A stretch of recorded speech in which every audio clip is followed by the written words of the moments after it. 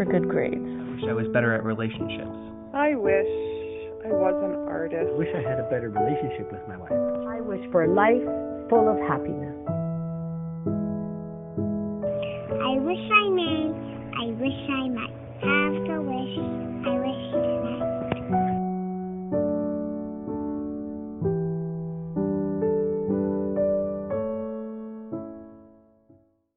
Hi, welcome to Beyond Wishful Thinking. My name is Sherry. Today, my podcast is going to be a little bit about urgency and how we can get that in our lives. Before I get started, please check below. You can find a link to my guide. The guide is just an opportunity for you to see what it's like to maybe take a look at your life and look at the different zones that you live in and decide whether there's something that you'd like a little bit more help with.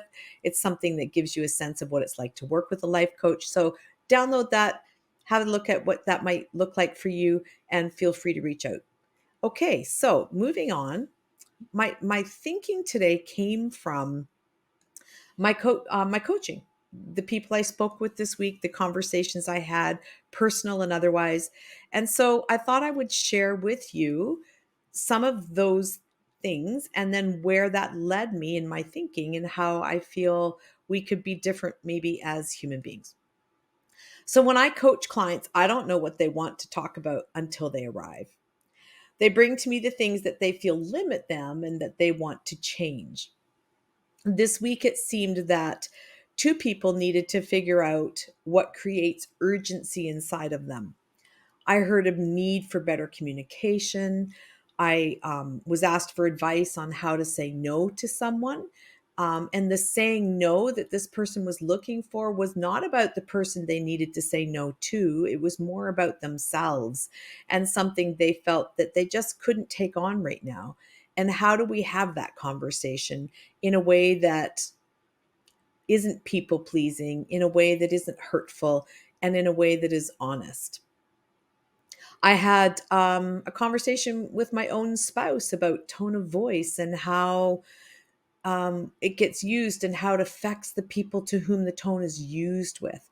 I had my own struggles this week. It's the 1st of February. I'm trying to get back into my healthy eating. I need to get better sleep and to figure out how to present myself and my business to others so that I can develop this coaching business that I have decided to embark on. So that's a total of 8 lines. I wrote out what I want to speak about today to keep a flow happening. So once again, my YouTube viewers, you'll see my eyes averting once in a while. But the living that went into those 8 lines was enormous for me, for other people. And so it's caused me some thought. And when I sit down and think, what do I want my podcast to be about this week? I thought there's so many things. I'm not sure I can articulately pull them together. And so I pre-wrote and I will add in as I go. So these are the things that we walk around in this world and we try to figure out. It's what makes us human. But what makes one person easier to be with or another person so amazing at something that we are not? I think when I gave it some thought, it's our perceptions, it's our ability, it's our knowledge, and it's the opportunities that we have that will line all of it up. So then if some people have more opportunity than others, that's where the diversion starts to happen. And there are perceptions about what each person feels success is and what they are willing to achieve or not achieve. We need to know the why of our living for ourselves. I bought some artwork this week. I'm really excited. It's coming from France, which feels so bougie, I guess. And I can't wait to use it to decorate in my office. I haven't quite decided how I'm going to do it, but that's what I'm excited about. So it's artist proofs of work that was done for calendars. And the company that I'm purchasing it from does, I guess, make these calendars, and then they keep around some of the artist proofs and sell them as ephemera or art, I guess. So I have a hobby of card making and graphic mixed media art. I'm not great at it, but I get better every year. And I discovered this place in France through a person that I follow and purchase supplies from. One of the pieces I bought says that there are 2 days that are the most important in our lives: the day we're born, and what do you think? The day we die, the day we reach our goal. The answer in this piece of art is that it is the day we know why we were born. And I thought, oh, wow. We didn't ask to be born, we just arrive. And a lot of people spend most of their life wondering why. So I decided I'd like to suggest today that what if we turned over a page using art as a metaphor? Imagine a crisp new piece of paper. Does it fill you with fear? What will I say if I'm writing? What will I draw? What mistakes will I make? Will I erase a mistake so harshly that I tear the paper? What if I love what I put on the paper? Am I okay with the tear in the paper? It will become the focus of another piece of art. Maybe I could layer something over it that has value and adds to the dimension of the piece. So then I got thinking, why is it that we love old things, things that have a history? I believe it's because there's a sense of curiosity that we wonder, how did it last? What does it mean? What was it like?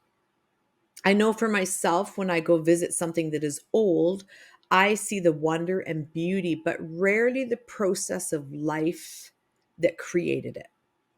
So we went to Boston in the fall and we toured an old boat, and the wood was beautiful. It was clean, the wood floors were shining. It was hard to imagine salty water across the floors, the smell of oil and food and sweat. Another time that I felt this connection to an end result that originated from life is we were buying hardwood floors for our home once. And I loved the flooring where you could see that the manufacturer had aged it. They beat it with chains, they scuff it up, they discolor it, they add different color tones to it. And it was really expensive. We couldn't afford it. It looked amazing though. And one of the things that I think people like about hardwood floors when they go into an old historic building is that the wear, the tear, the signs of life that have been ingrained in the wood. So we found flooring that we could afford. And I stated to my husband that we will live on these floors and we'll put our own marks and we'll wear them down doing what we do. And then maybe instead of having someone come and resurface it in a few years, we'll have someone come and put a new glaze on it, cementing, so to speak, the marks in our floor that we created, and it will be beautiful to us. So this is what I think I want for all humans. We will make mistakes. Sometimes we'll tear the paper. There will be days we make beautiful art, but what do we do when we don't? What do we do when some of this stuff of life takes us over or sits us on our butts? Human frailty comes when we are too broken or too proud to ask for help. I've realized this week that what makes a person a victim is that they blame other people and circumstances for their own unhappiness and or lack of results. Now, I don't want to minimize victims from a perspective of when bad things happen, we are and can be a victim, sometimes through atrocities, sometimes through simple traumas, sometimes just living in life dealing blows that we weren't expecting. But that's a moment, that's the event, that's the trauma. But what happens later? Do we stay there? Do we allow that to become our story? And so that definition is that a victim blames other people and circumstances for their own unhappiness and lack of results is that we can realize we're stuck there and there's a reason we're there. But doing something about it is the part that's hard. Being unhappy with where you are is actually a whole lot easier than striking out for new environments. And if that statement makes you a bit angry, that's good. It's a bit like loosening the dirt around the roots of your life. When you go to dig up a plant that needs more space, there's a process to doing that without cutting the roots and damaging the plant. The roots sometimes do need trimming, and there's also a taking away of some of the plant. But that's so that it fits into the new pot in a way that allows for better living conditions. The growth that happens after repotting is not immediate, but it is a part of why we do it. So when you first repot a plant, it might look small for the environment it's in. It might look a little bit frail because we took out what was old and holding back the growth. So sometimes when we want to grow, it means we have to move away from previous thought processes. And that might mean that we have to surround ourselves with people who are willing to allow that in us. When people are afraid of how we affect their lives, it is often because they're not ready for change in themselves. So you cause them fear because you're showing them that change is possible. When they see that change is possible, it means that they now have less reason to not change themselves. That does not mean that we treat them disrespectfully, even if they do that to us. We need to realize that to be the best person we want to be, we need to love our decisions more than we need others to love our decisions. If we do that, believing that we have perception, ability, and knowledge, when opportunity presents, at that time, we can make our best choice and life will be what we want.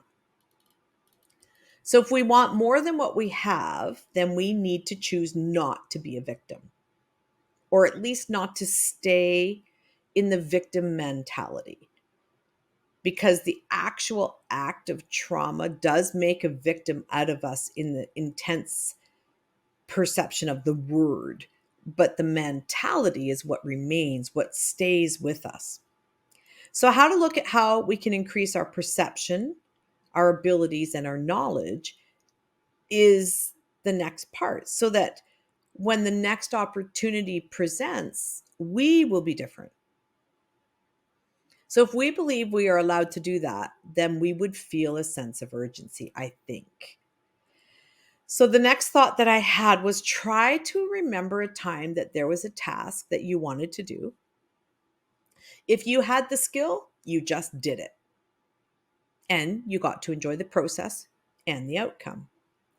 If you wanted it done and did not have the skill, then you learned or hired the skill to do it.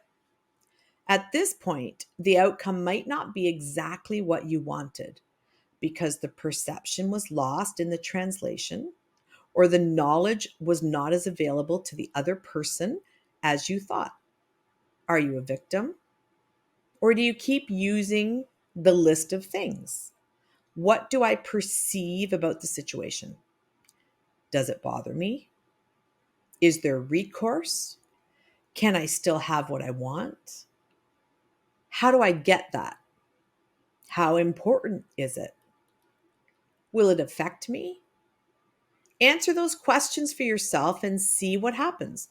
I asked someone this week, do they think it's possible that because we have so much more in our society than other eras had, have we lost our sense of urgency because we actually have all that we need and we're not enjoying it or utilizing it to the best of our ability?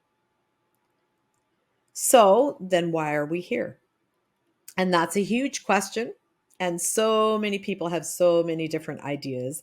But could I suggest that we are simply here to learn about ourselves?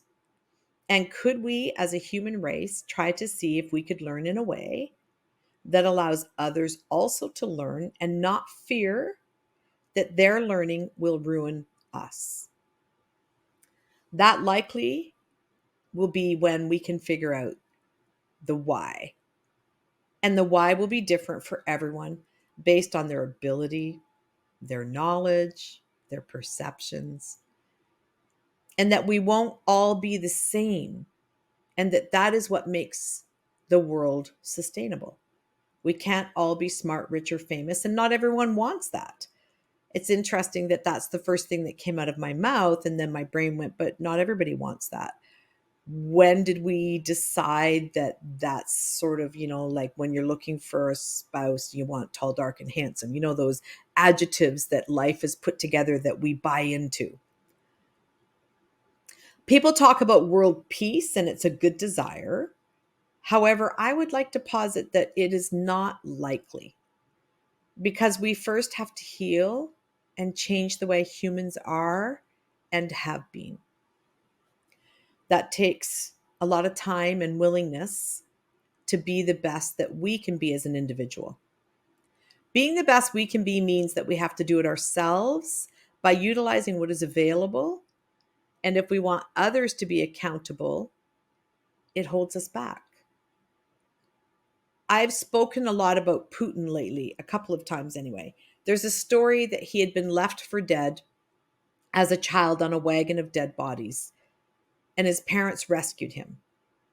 I don't know if it's a true story, but let's just, for this podcast, assume that it is. He is an unhealed person with abilities, knowledge, and perceptions, but they are unhealed, like I've already stated, but they were formed through atrocity. So it will take healing of nations, and that takes time. And unfortunately, we don't have the time always to do that, because life just keeps marching on, and we have all of the things that pull at us and the things that we are responsible for. And we need to learn how to take the time. And I think there's such a buzzword right now about mindfulness. And some people feel when these things start to become known that they're buzzwords. But mindfulness is just the ability to be starting to be aware of where you are right now. Feel the chair that you're sitting on or the ground that you're standing on. I had a conversation with someone else this week about that idea of being in yourself. And yet we can be so in ourselves, we're not aware of our environment. So it's finding that balance. That's what mindfulness, on a real quick moment of explanation, can mean.